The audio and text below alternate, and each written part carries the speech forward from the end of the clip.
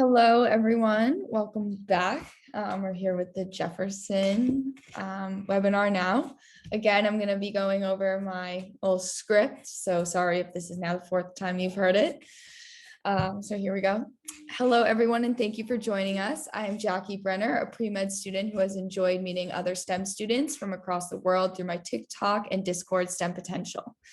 It has been almost a year now since we started STEM Potential, which is an online Discord that provides a network for all students to share their unique perspectives from diverse backgrounds and create strong connections. With over 12,000 students from over 105 different countries, Discord members can act as mentors and mentees as they progress along the stages of their education, while also finding friends with common interests. I would like to give a shout out to all the members of the STEM Potential team for working so hard to make this all possible. I created these STEM Potential webinars in order to combat the lack of mentorship and representation that I noticed in STEM fields. Lastly, I want to introduce Ashini. She is the Vice President of STEM Potential, who I met through the 7-year BSMD program at Penn State and Jefferson, and is now a first-year medical student. And now she's finally participating on one of the webinars. So I'm so excited. We've been moderating these sessions together, and she'll be helping to moderate the final session for today, which is Yale following this one. This session in particular is a bit unique because we do have 2 students who are part of the 7-year BSMD program. So please take advantage of this opportunity. Ashini and Yash were both in the 7-year med program. And now to our panelists. Please turn on your cameras and let us know if you have any trouble by sending me a note in the chat. I am so proud and humbled to have assembled a group of incredibly successful medical students. Please note that today we are sharing students' opinions and advice about medical school admissions process. We have not received any direct information from admissions departments, nor are we an official accredited business in this space. So I wanted to start off by allowing each panelist to give a 2 to 3 minute introduction. So Ashini, why don't you start us off? Okay, hi everyone, my name is Ashini. As Jackie said, I was part of the 7-year BSMD program with Penn State and Jefferson, so I'm now a first-year medical student at Jefferson. I did 2.5 years at Penn State and then did research back in California at Cedars-Sinai, and I worked with a team looking at human factors research, which I can go into a little later. And yeah, I'm really excited to be here. Thank you. I'm excited that you're here too. And now Yash. Hi everyone, I'm Yash. I was also in the Penn State Jefferson BSMD program. I grew up in Dallas, Texas, and found my way to Penn State mainly because of the program. And I spent about 2.5 years at Penn State, and I spent a semester back home in Texas doing research, primarily in the Department of Orthopedics, looking at risk factors for rotator cuff tears. And yeah, now I'm at Jefferson. That's pretty much it. Thank you. And now Rihanna. Hello, everyone. I'm Rihanna, or I'm from Lehigh Valley, Pennsylvania. I did my undergrad at Elizabethtown College, a small liberal arts college, and I did 2 years at Drexel University where I received my master's. It was a Postbac program, and now I'm a first-year medical student. I'm really excited to be here. Awesome. I'm excited to have you. And last but not least, Ben. Hey everybody, I'm Ben. I'm a first year at Sidney KIMMEL Medical College. Introductions are always difficult for me because I don't really know where to start. I'm a non-traditional medical student from Ardmore, Valley Forge, that kind of area, but I did my bachelor's degree actually in East Asian Studies in Montreal.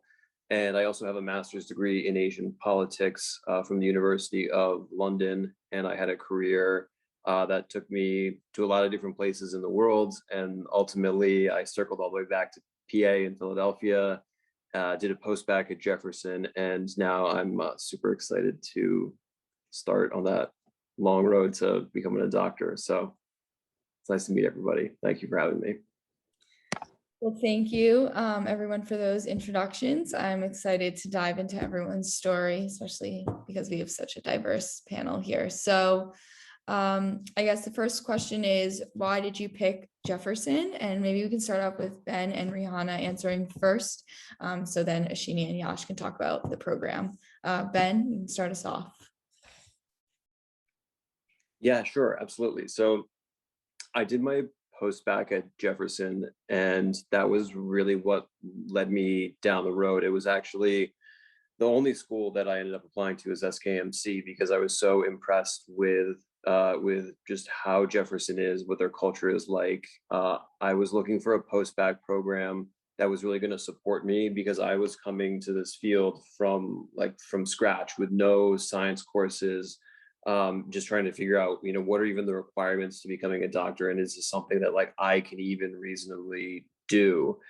And I got accepted to a few different programs, but I looked at what they offered me as much as what I was going to offer them, and decided that Jefferson was going to give me the most support and be there for me in addition to just getting the classes that I required. So they gave a ton of help with shadowing, with mentorship, with networking, with applications. And Sidney Kimmel is exactly the same way. It's got such a great culture of support, and it's about collaboration rather than competition, which is something that I really value. And I think once we all become doctors, we are going to spend all of our time collaborating with other health professions, other doctors. It's not so much about competition as much as it is about being there for patients and being there for each other and trying to make each other's lives a little bit easier. It's a difficult job, right?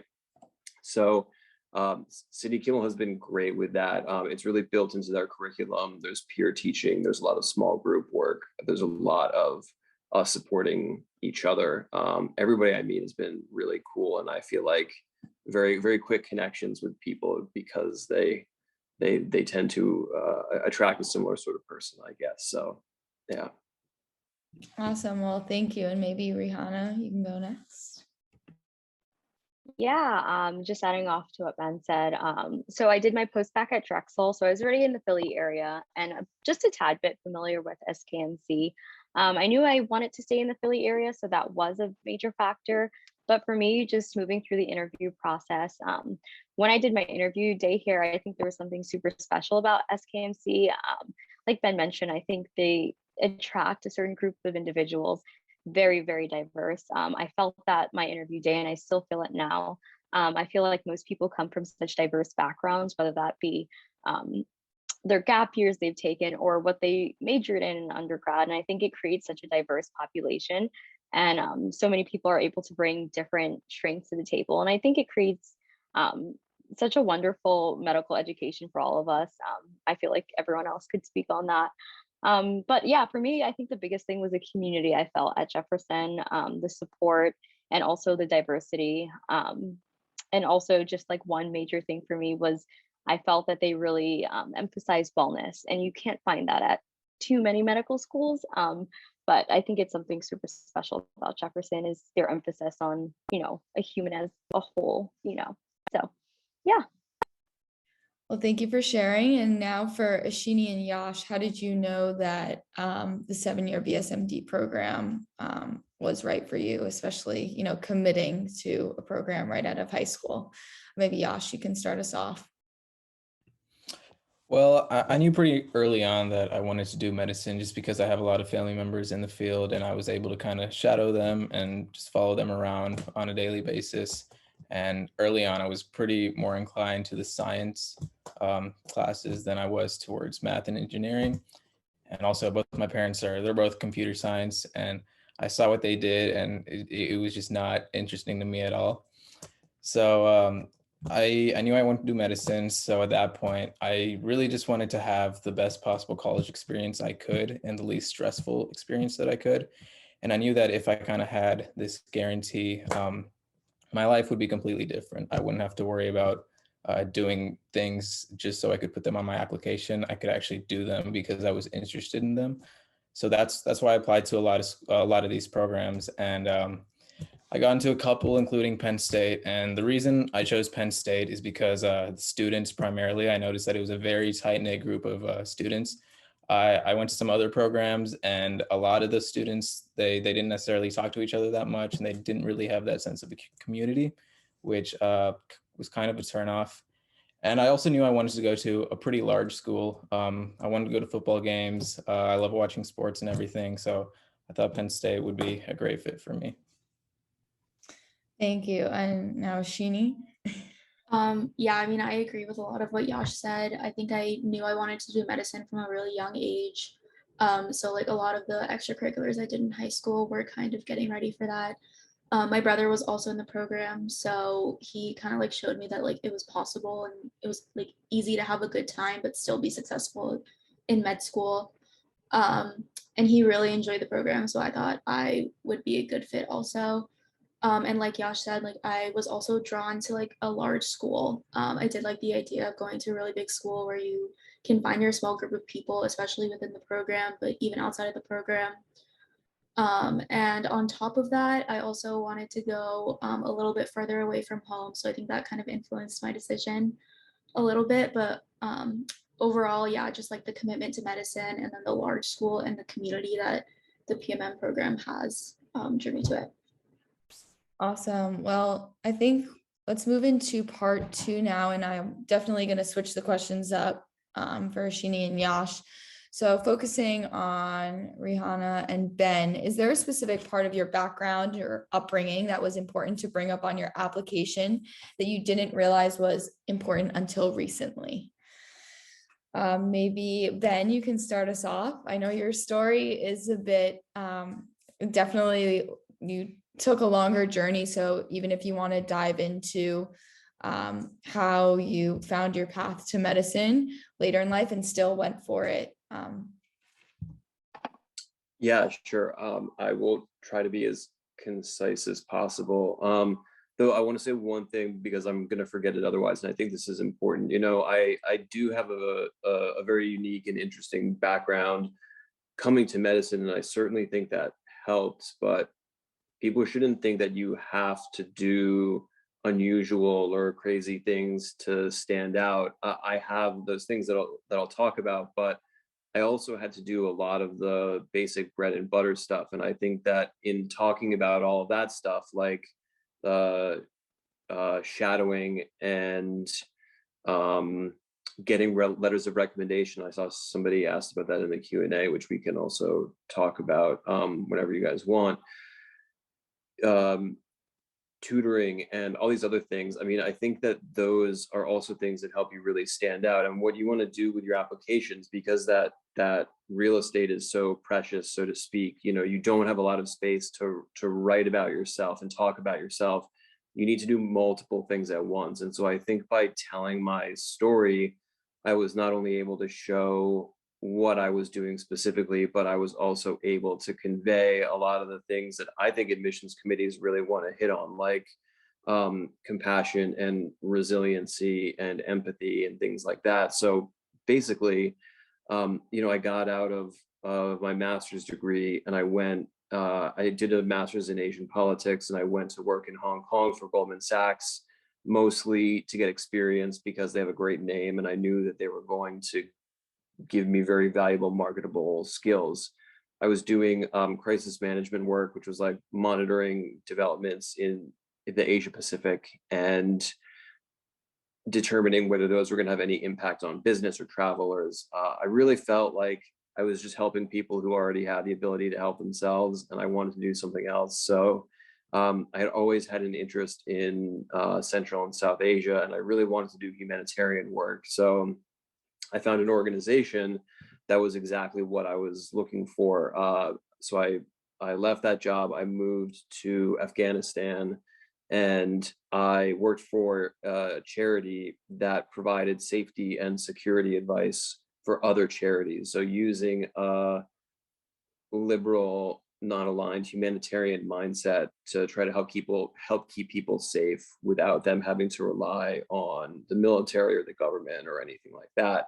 And I did that for a long time, and I really felt good about that work. But after a while, you know, when I started getting used to it, I started getting that same feeling again, like I'm not actually doing that much. I'm doing a lot of talking, and you know, maybe preemptively I'm helping people, but I'm still not really directly helping people. And so that sort of started this chain of events that got me to come back here and to do an EMT program, and then to realize that that the thing that I've been missing is being a doctor, and that's how I can directly help people.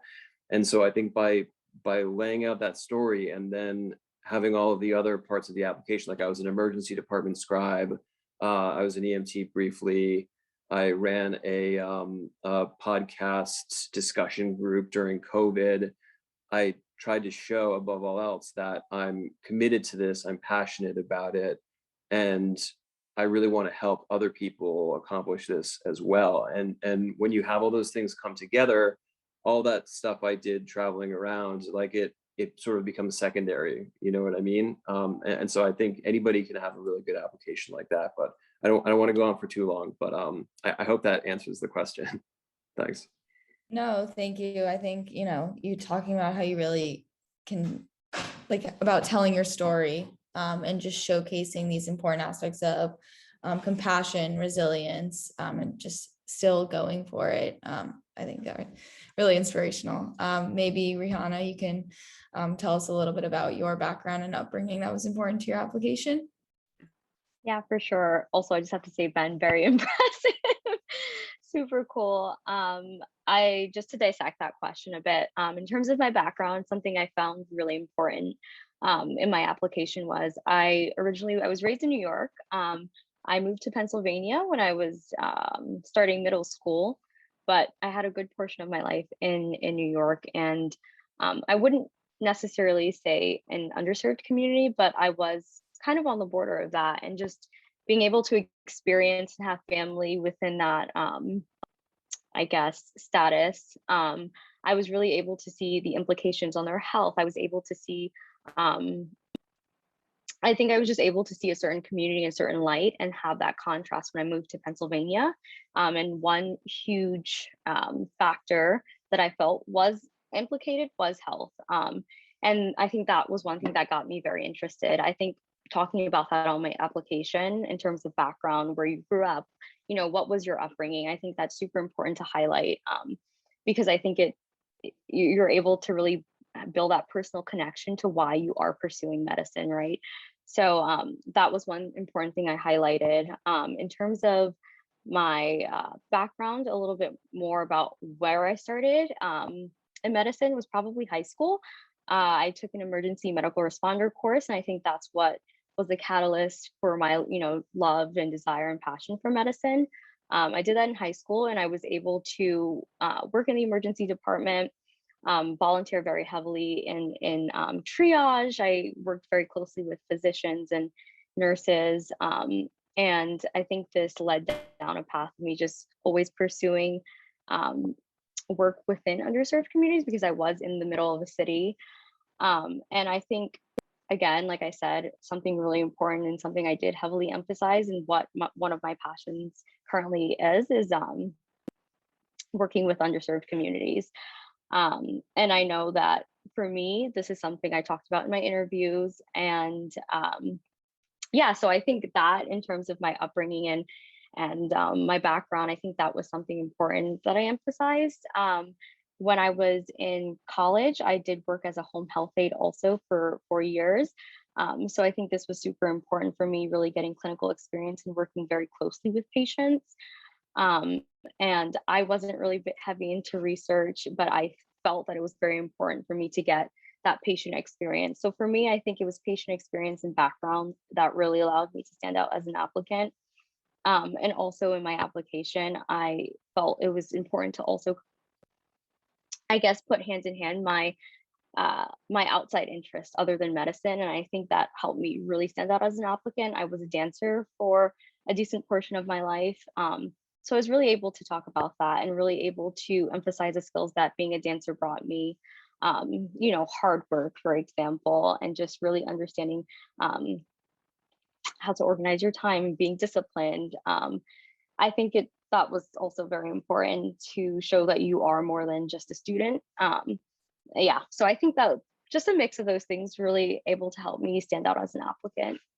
I don't know if that totally covers what you were asking, but No, thank you so much. I mean, definitely getting an insight to your whole story really helps because I think a lot of students try to just pick on specific experiences. So really diving into how it's all integrated, really helps us give the bigger picture. So for Ashini and Yash, I wanted to ask the question of how did you show your commitment to medicine at such a young age? And also from a personal perspective, how did you really, because I remember filling out the application as well, you had to really answer that question of like, how do you know that you're ready for this? So kind of what approach did you take in terms of answering that question for anyone who's thinking about applying out of high school? Maybe Ashini, you can start. Yeah, so on my application, I think it was really important to show that like I had that clinical experience and like that experience in the medical field, because obviously as a high school student, it's very different than doing undergraduate research in the clinical area. So I did like a few different like summer programs, did some research as much as I could, but not that much. I didn't have that much research on my application. A lot of my clinical experience came from like volunteering, because that really is like all that they let high school students do. Like it's very minimal, the level of clinical experience you can get. But beyond like clinical experience, I've also like danced my whole life. So I use that as a big part of my application, being able to work with a team and like putting on performances, making sure everyone's organized and all that kind of stuff. I think that all really shows like characteristics about you that even though it's not medically related, it tells like your admissions committee a lot about how determined you are, how you're able to go into that leadership role, like you're determined and all of those things. Thank you. And now maybe Yash. Yeah, I agree with everything Ashini said. And I think one of the really important things that I did to show that I was really interested in medicine was that I showed commitment in all of the activities I did. So I didn't just do an activity for, 6 months or 1 year and then quit. I kind of did the same things starting from my freshman year of high school. So for example, I started volunteering at a free clinic near my house since I think the middle of my freshman year, and just continue doing the same thing just like every other weekend, or really just whenever I had time up until I was applying to college. And I think this was a common theme throughout all of my extracurriculars, whether it was tennis or just volunteering at the hospital and shadowing. I think because I did things for 3 or 4 years, people really understood that I'm committed, and that even if things might get tough, I'll stick through it. And yeah, that's pretty much it. Well, thank you. I want to go over to the chat and see if any of you guys want to answer this question. For serving underserved communities, does it have to be hands-on, or can it be done indirectly or remotely, especially if that community is in another country? I can say something quickly about that. So I think that the thing that is most important, especially from the application perspective, is that you have something tangible that you did, where you can say, this is how it was before, this is what I did to improve things, or this is a person's life who I improved somehow, or even just I comforted this person. It's some kind of thing that you've done and that you can speak to, is the most important. So if you feel like you can accomplish that by doing something remotely, especially remotely, maybe it sounds like you're talking about to another country, then that could be valid. But it does sound to me like it could be difficult, because you kind of don't have a lot of control over what that's actually going to look like, because you just have your iPad in your in whatever location you are. But it certainly could be. I think it depends on what you make it. Thank you for that. I think, going off of that question in terms of service, research, and clinical experience, I know a lot of times, students believe that you need to cover those big three. And although there's no issue with kind of being able to do all of that, I do understand that not all students have access to medically related experiences. So I wanted to highlight what other experiences are out there. I know, Ben, you have a ton, but anyone else who also wants to share kind of what was one non-medically related experience you had that you put on your application? So specifically Ben or Rihanna. Yeah, I can touch on that a little bit. One of the biggest, so for AMCAS applications specifically, you have to choose 3 meaningful experiences. And one of my top meaningful experience was working as a performing arts specialist at a nonprofit organization. It's called Methodist Services for Children and Family, right here in Philadelphia, actually. So after I finished, or before I started my graduate career, I basically worked as a dance instructor for this organization. And again, I think it was able to highlight my interest outside of medicine, as the question you posed, was able to show that, but it was also able to show, again, one of my passions is working with underserved communities. So although it wasn't medically related, it was still able to integrate my passions. I was still able to work with a population I really, really enjoy working with. And it's just able to show your drive, I had such a blast doing it. I highly encourage for anyone to just get involved. Like, I think sometimes we get scared, oh, I need to do this because it's medically related. But I think especially moving forward within admissions processes, a lot of the times you have admissions counselors looking at applications that all look the same because everyone has the same mindset. So I think it is important to try to stand out a little bit. I didn't do it just to stand out. I did it because, it was one of my passions, a combined passion. But I really enjoy that experience. And I did talk about it as one of my most meaningful. And I did that for a little over, or for the summer and a little bit after that. Awesome. Well, thank you. And maybe for Ben, maybe you can touch on, filling out that AMCAS application is definitely, a lot of work. So how did you take, because you had so many experiences, what's your advice in terms of how to take that experience and, you have to write what you did, but then kind of what it taught you, what you learned. So what's your advice in terms of how to reflect on that experience and pull out the most important parts of it? Yeah, so this actually comes to, I think, one of my biggest pieces of advice for people who are going through both the primary and any secondary applications, and that is to not try to do it completely on your own. You have your own perspective on what you did and why you did it, and it's important to really maturely reflect on that and really think about your motivations and what you got out of it. And a good way to do that is through writing, not even something that you're going to put in the application, but just trying to force yourself to get it out on paper can sort of help you be confronted with the fact that maybe you actually don't quite have things as figured out as you thought you did. But even once you do have that all written up, it's really, really important, I think, to share what you've written with people who you love, who you trust, who you respect, and get their take on it, because they weren't there. They don't know the context. And I try to do this for as many people as I can who want me to. I offer to read things for them, personal statements, whatever. And it's so common for things to come up where it's like, I actually don't understand what this means or the context behind this. And I think that there's so much more to this situation, to your motivations and your accomplishments, but it's not quite coming through. And it's because it's hard when it's your own thing to really kind of get out of your own head and see it for what a person who's never heard the story before will see it as. And that can be the difference between having an application that a random person from the admissions committee reads and thinks, wow, this is someone I want to talk to, versus this is a little vague and it kind of sounds like a lot of other things we've had. I'm not that invested, and so getting that in front, I know it's an uncomfortable process, but getting people to critically edit whatever you write or whatever you think about is, I think, super, super important. Well, thank you. Now to jump around a bit, because I know a lot of people have BSMD questions that I got in advance from the webinar.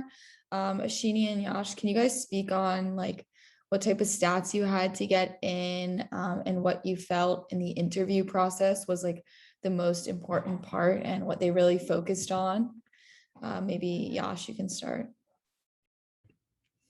So I think you guys could all look online. The average for someone who gets accepted to the Penn State BSMD program, the average SAT is like a 1570 and the average ACT is a 36. And like, not to scare anyone, but that's just how it is nowadays. It's so competitive. But that being said, I didn't score that highly, and I know multiple other people that didn't score that highly. So that's not all they look at. I think they look a lot at whether you've had a lot of experience in the healthcare setting, but they also want to see that you're a person outside of the healthcare setting and see that you actually have hobbies and have interests. I think when someone asks you, what do you like to do outside of school, make sure you don't say research. They want to get to know you like more as a person, not just a student. So yeah, really hone in on your hobbies and what you're actually interested in. And it's try not to always think about what the interviewer wants to hear, and just try to be genuine whenever you're filling out your applications. Thank you. And Ashini? Yeah, I would agree with a lot of that. My stats also weren't super high compared to a lot of people that apply to BSMD programs. My SAT was a 1500 and my GPA was like a 3.7 or something like that in high school. So it is definitely more competitive now, and it's only getting more competitive. But I think your extracurriculars tell like the admissions committee a lot about you as an applicant. Like we've mentioned before, staying really committed throughout like all of high school or even most of your life to one or two activities, I think shows like your dedication. And that's really important to come across in terms of like your dedication to medicine and being able to be committed at such a young age. And beyond that, I think that like once you do get an interview, it's not really like listing all of your accomplishments. They're really trying to know you as a person. Like Yash said, like they really don't care about what you've done because they've read all that in your application. Like they're really trying to know, like, is this person someone who can be a physician like 7 years down the line, or like is this someone who like will be able to go to medical school after undergraduate like directly. So I think it's really important to like consider your extracurriculars in terms of your application and make sure that like really comes across in your essay questions and your interview. Yeah, and one more thing I'd want to add, that try to form strong relationships with a lot of the teachers and the people that you do research with, or the people that you shadow with, because these rec letters, people read them and they're pretty important, I'd say. So really find people that know you well and view you in a positive light. Obviously, if you ask someone for a rec letter and they kind of like, they pause for a second and they're doubtful about it, just try to find someone else. And try to start forming these relationships early on, because they're going to be more helpful than you think initially. Definitely, I think that's great advice all around, even for applying to medical school. So now I wanted to move into gap year. So Rihanna, if you wanted to kind of touch on, I know you did masters for 2 years, but also touching on like if someone is considering taking a gap year, what influenced your decision to take one? And what did you do during your gap year and how did it contribute to your application? Yeah, for sure. So for me, coming out of undergrad, I didn't have the highest stats and I was a bit worried about, the outcomes if I applied to medical school right away. So I did search for programs that would be able to bolster, my application a bit, specifically my GPA. So my master's is a postbac, but it was 2-year program. And during this program, I was able to take higher level undergrad courses, but my second year I took medical school courses. I truly believe this played a huge role of me being able to receive medical school interviews and why I'm here today. I think I was able to show medical schools maturity and also just the ability to handle a rigorous course load. My decision to take a gap year, like I said, was in terms of just, bolstering my application a bit, but also I think as a senior in undergrad, I think I was still a bit nervous in terms of, I did find a good study habit. I think I formed really good workflow, but I was a bit nervous going straight from undergrad to really heavy coursework in medical school. And I think I needed a little bit more time to become more mature in my studies, to be honest. And I think throughout those 2 years, I was really able to build that. I don't regret it at all. I think those were two critical years of my life. Not only did I build study habits, but I really was able to build more life experiences. During this time, I was still able to volunteer, really get out there into the community of Philly specifically. And now I do love Philly. I do love the city here. And just really, yeah, I just was able to form more life experiences. I was able to meet more people, and believe it or not, just simply meeting people and learning about their life experiences can contribute to who you are as an individual. And you're able to really speak about that during interviews. And I think that was able to show during my interviews and on my application. So yeah, I think that kind of sums it up for me. Like I said, I don't regret it. I think if anyone is considering a postbac at all, I highly do encourage these programs. I do think it's important to choose wisely, but I think sometimes it might be a little bit of taboo to speak about, to speak on it. But I truly do think that's why I'm here today, and I was able to have a successful application cycle. No, thank you. And maybe Ben, you can touch on a little bit about like taking a gap year and just any advice you have, since you really have done it all. Sure. I really agree that the postbac can be a very, very helpful part of the application in terms of improving your maturity, your study habits, but also just the support that a lot of those programs can give you, especially if they have a lot of students going from their program into med school applications. And sometimes just that mentorship and connecting you with resources can be really, really big. And programs don't always make it super clear how much of that they have. You really need to advocate for yourself if you're making the decision to do a postbac or a master's, to research those schools. And they're trying you out in applications and interviews, and you need to try them out as well and really ask whatever questions you feel are necessary. It's great if they have hospital affiliations. It's great if they have people on staff who have experience with medical school admissions, like as directly as possible. It's great if they help you with shadowing opportunities. One of my recommendation letters that I think really helps me came because my postbac program director connected me with a surgeon who was just like exactly what I needed at that point in time.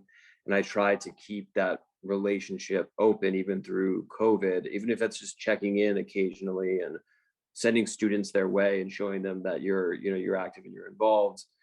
And so I was able to get that letter of recommendation that I otherwise wouldn't have.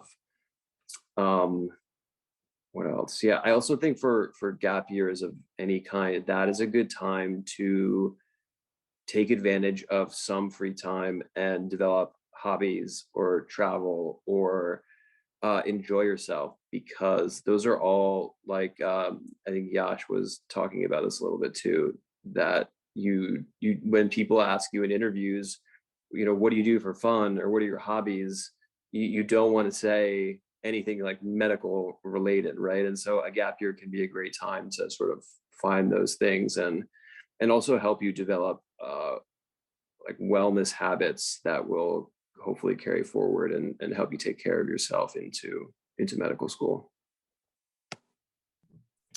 Well, thank you so much. I'm going to now pass it on to Ashini. She's going to answer the questions and also finish up part 3 with the webinar. So Ashini, take it away. Okay, yeah. So for part 3, the first question we have is, do we have any advice for students applying during COVID, especially because a lot of kids can't do in-person clinical experience, shadowing, research, etc. Rahana, if you want to go first. Yeah, for sure. Because, I think we all apply, or Ben and I probably applied during COVID. I think that one important thing is I understand, there are so many COVID restrictions, being in the hospital, not being a medical student or within the medical field can really prohibit those activities, but still showing interest, and whether it be medically related or not is still very important. One thing I remember, I love to be involved. So when I was in grad school, at that point I had already gotten in, but I don't know, I felt like something was missing, and I really wanted to get involved in some way. Me and my friend actually started this small initiative at Drexel where we were able to work with various organizations, nonprofits specifically around Philly, and we raised money through these raffles that we did at Drexel, but it was all virtual. And so, I'm not saying you have to create an initiative or, do anything groundbreaking, but still figuring out a way to possibly do things virtually. I know we answered a question earlier about, does it have to be hands-on or not? Right now it is a bit harder, but I do encourage, there are so many things out there now that are virtually because of COVID.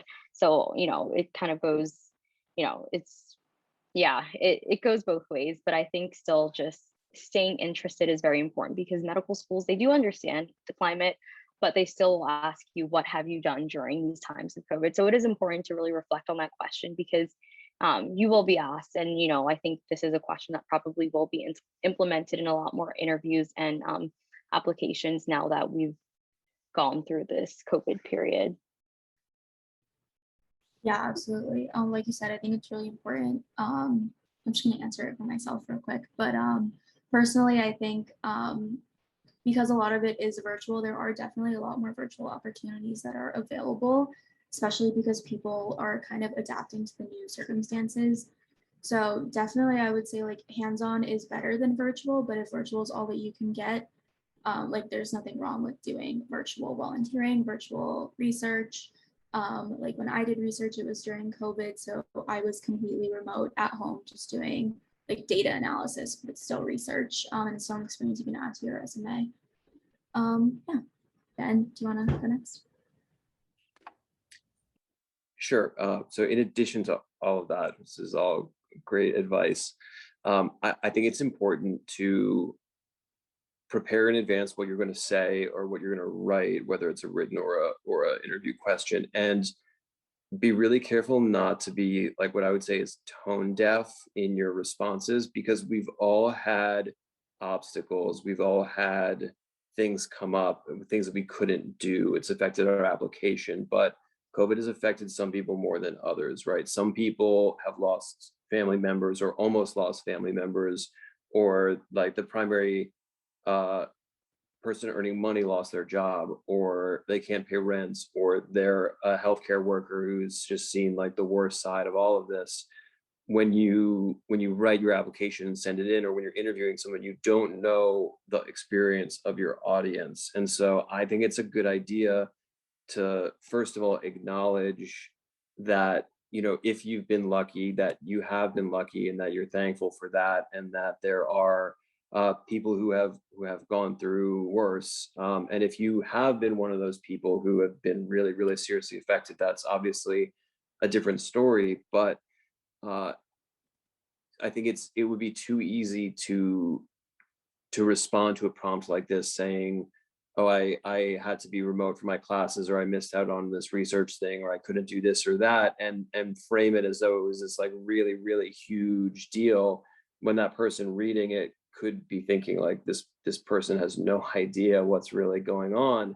So keep that in mind. Always keep your audience in mind. And like Rahana said, I think it's a great opportunity to show your resilience. So anytime in the application when you're talking about COVID and how it limited you, also use that as an opportunity to show how you overcame that thing, whether it's starting some kind of virtual group or doing virtual shadowing.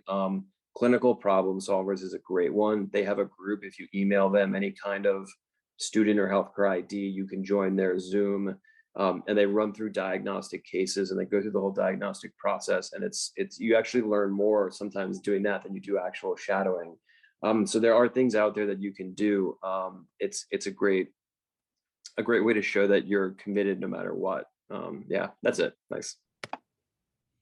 Yeah, and every med school has so much research that can just be done remotely. I think even for the last 6 months, I've been working on stuff that I started when I was in Dallas, even though I'm in Philly right now. So everyone in med school, or a lot of people in med school, continue to do remote research. So even if you're an undergrad, as long as you reach out to med schools near you, or really just anywhere around the country, they're most likely going to have some clinical research projects that you can work on completely remotely.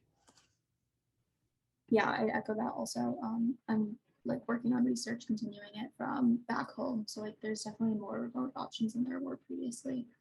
So our next question is, if you could go back in time and do it again, what would you do what would you do differently? So for Ben and Rahana, I guess you guys can speak to that first. So Ben, if you want to start. Yep, sure. So I had to take the MCAT right after I finished my postbac, like within a few weeks afterwards, in order to qualify for the linkage into SKMC, and that was really difficult. I mean, it was like the culmination of lots of difficult academic stuff. We all know how that goes, but I finished the MCAT and I felt okay about it. And the next day, I woke up after taking it and I was like, what now? Like my whole life had just been this singular goal of getting into medical school. And I had really sort of neglected like every other aspect of my life to one degree or another. And I had the realization, like, I'm not postponing my life by doing this. I'm living my life and I'm doing this, right? So I really made a resolution to do all the things that I enjoy and try to build new relationships and take care of old relationships, take better care of myself, right? Start exercising more, eating better, trying to live the kind of life I would want to be living if I wasn't doing medicine. And I wish I had had that realization like maybe 2 years earlier, that while we're doing all of this, our lives are still happening. And the only way to really be happy is to have those positive relationships and activities that you enjoy and things like that, because ultimately, you're going to come to a day where you've got the diploma, you finish residency, whatever it is, and then the next day you're going to be left thinking, okay, what now? Rahana. Yeah. Oh, sorry. Yeah, Ben, I absolutely love that because that's exactly what I was going to say. Just, I mean, I feel like you hit the nail on the head, but just to like add on to that, I also had this like specific goal in mind, right? It's medical school, and I was going through 2 years of grad school, and the only thing I was thinking about was getting the best grades I could. So I was able to become a little bit more competitive for just that end goal of getting an acceptance or simply just getting an interview. So I feel like I was a completely different person 2 years ago than I am right now.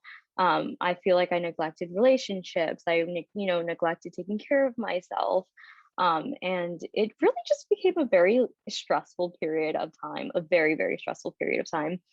And I look back and, not to be cheesy, I don't regret that because I feel like I learned so much. Like Ben said, now I feel like I'm a completely different person. Ashini and I are friends, and I feel like she probably could attest to the fact that, I mean, there are very few times I'm actually truly stressed. And it's because, one, I can say, yes, I am at the point. So I do have that privilege and the opportunity of being a little bit more relaxed. However, I recognize that, time is passing by and time doesn't wait for you. I'm getting older. And I don't want to neglect my body. I don't want to neglect my health, because who will I be as a physician, first of all, if I end up doing those things along the way just for a diploma that I probably will get whether or not I'm in good mental standing or not, right? So if I had to go back and do anything differently, yes and no, I probably would do it differently. I think I learned so much, so I would say no. But just like advice to everyone is, don't let those moments stop you from doing the things that you love, being around the people that you love, really, reaching out for support in the moments that you need it. And just continue taking care of yourself, because everything will fall into place if you are working hard. You will achieve the goals that you're working towards. So yeah, that's all I have to say. So, Yash, you want to go next? Yeah, I definitely don't regret anything, to be honest. I think because I was in this program, my college experience was a lot better than it would have been. I think I was able to really form close relationships with people because I didn't have to constantly worry about getting into med school. And I'm definitely grateful for the fact that I was able to pursue my actual interests and not just check off boxes for the purpose of an application. Yeah, I definitely agree. I wouldn't do anything differently with the program. I feel like one like regret I kind of have, not really a regret, but maybe like something I wish I could have done is maybe like spend more time traveling or like doing things in between undergrad and med school, just because it was very accelerated and we are very young compared to the rest of our class. So yeah, I think that's like the only thing I would do differently. But not really. I'm gonna pass it back off to Jackie. She's gonna close this out. Hi, sorry guys, I was getting the other panelists for the next session for Yale ready. Well, thank you guys all so much for taking the time out of your day to participate in this panel discussion. I'm so appreciative to all the panelists for sharing their journeys both professionally and personally. You guys all have such amazing different stories. There's just so much to learn. I'm gonna even rewatch this and probably call Ben and ask 1,000 more questions. And hopefully recruit him to the Discord. But anyway, please note that a recording of this webinar will be available on our Discord soon. And I look forward to interacting with everyone on STEM Potential soon and seeing you guys at additional events. So thank you all again to all the panelists. Special thanks. Hopefully I see you guys in Philly soon. Everyone else, hang tight. Me and Ashini are going to jump out for a couple minutes, get the last panel ready for the day. And thank you.